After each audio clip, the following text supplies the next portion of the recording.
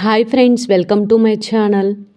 శ్వేత ఇక తన మెడలో గోపి తాళి కట్టడంతో ఆ అవమానాన్ని భరించలేక జీవన్కి తన ముఖం చూపించలేక శ్వేత ఇంటికి వెళ్ళిన సంగతి మనందరికీ తెలిసిందే కదా. శ్వేత చాలా బాధపడుతూ ఉంటుంది. ఇక జీవనేమో శ్వేతకి ఎలాగైనా సంతోషాన్ని కలిగించాలనే పనులు చేయడానికి సిద్ధపడతాడు కదా.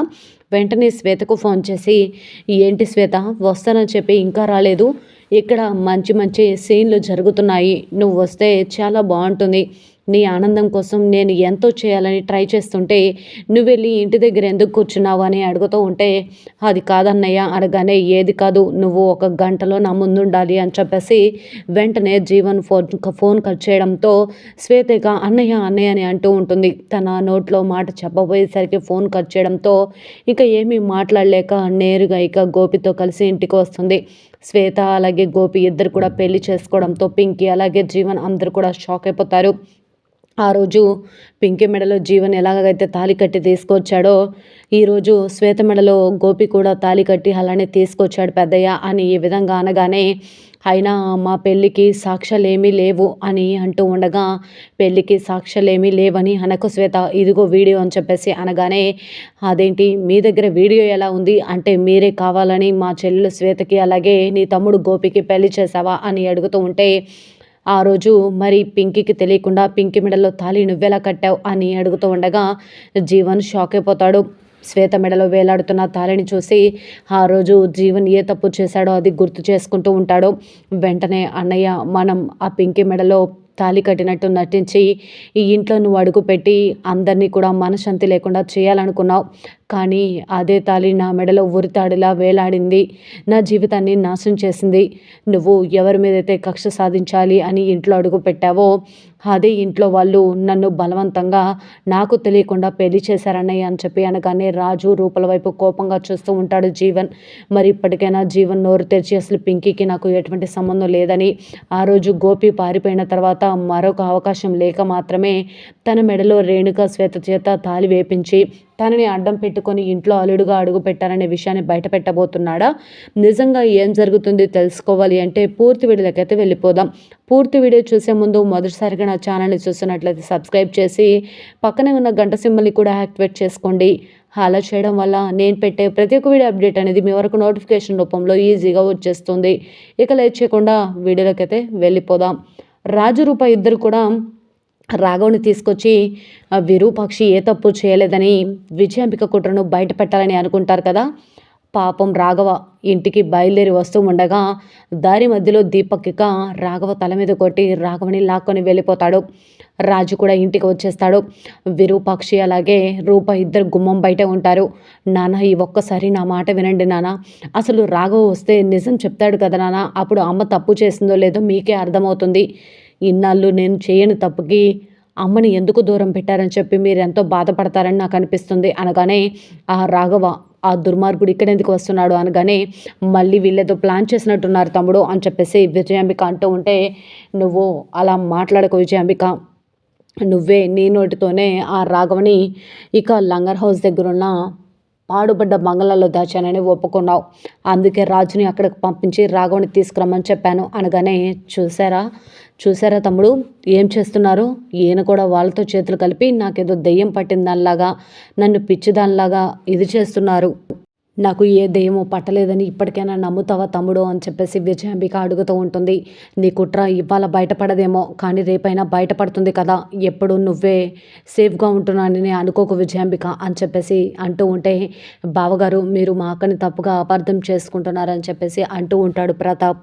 ఎవరిని తప్పుగా అపార్థం చేసుకున్నారో ఇంకొక అర్ధగంటలో తెలుస్తుంది బావగారు, కంగారు పడకండి అని చెప్పేసి అనగానే, ఏది అయితే అది అవుతుంది, ఈ ఒక్కసారి ఛాన్స్ ఇద్దామని చెప్పేసి ప్రతాప్ ఇక సరే అని చెప్పేసి లోపలికి రమ్మనగానే రూప ఇక విరూపాక్షిని తీసుకొచ్చి లోపల కూర్చుంటుంది.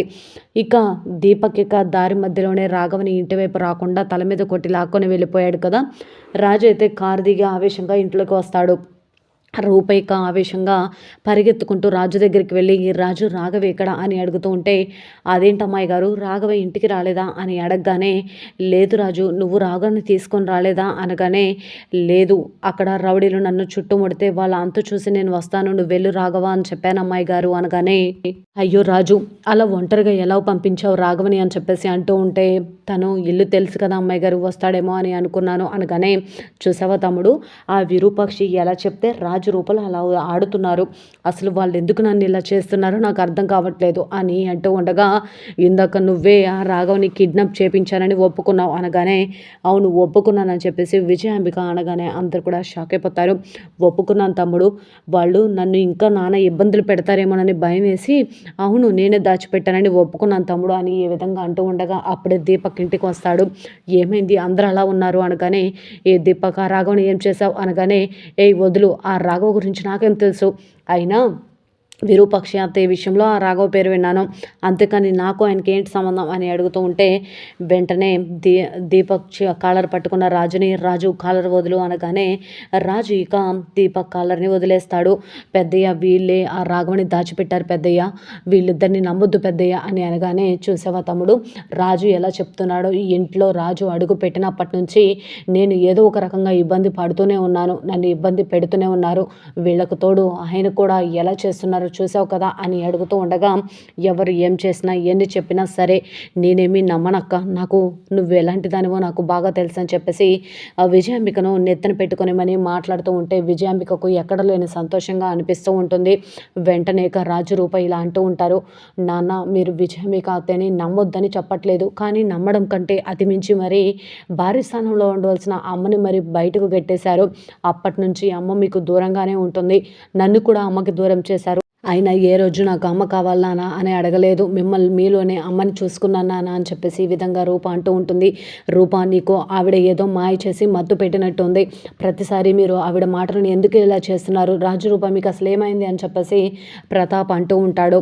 వెంటనే అక్క నాకు పిచ్చ కోపం వస్తుంది, మీరేం చేస్తారో నాకు తెలీదు, ఆవిడని ఇంట్లోంచి బయటకు గెట్టేయండి అనగానే, విజయాంబిక ఇక విరూపాక్షి దగ్గరికి వచ్చి మెడపట్టి బయటకు గెట్టేయమంటవా నువ్వే వెళ్ళిపోతావా అనగానే, విరూపాక్షిక విజయాంబికతో ఈ విధంగా అంటూ ఉంటుంది, ఇవాళ నువ్వు సేఫ్ జోన్లో ఉండొచ్చు, రేపటి మాత్రం భూకంపం బద్దలవుకుంటూ నిజం బయటకు వస్తుంది, ఆ రోజు నన్ను మెడపట్టి బయటకు గెట్టేస్తానన్న చేతిలో నా కాళ్ళు పట్టుకోవచ్చు అనగానే, చాలా చెప్పావు లేక వెళ్ళు అని చెప్పేసి పొమ్మనగానే వెళ్ళిపోతారు విరూపాక్షి అలాగే స్వామీజీ రూపంలో ఉన్న విజయాంబిక భర్త ఇద్దరు కూడా వెళ్ళిపోగానే రూపరాజు బాధపడుతూ ఉంటారు.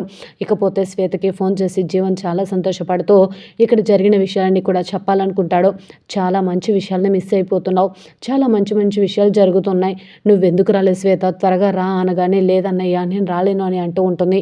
వెంటనే రాకపోతే నా మీద ఒట్టే అని చెప్పగానే శ్వేత పాపం గోపిని వెంట పెట్టుకుని ఇంటికి వస్తుంది. ఇంటికి వచ్చిన శ్వేత మెడలోని తాళిని చూసి జీవన్ ఒక్కసారిగా షాక్ అయిపోతాడు.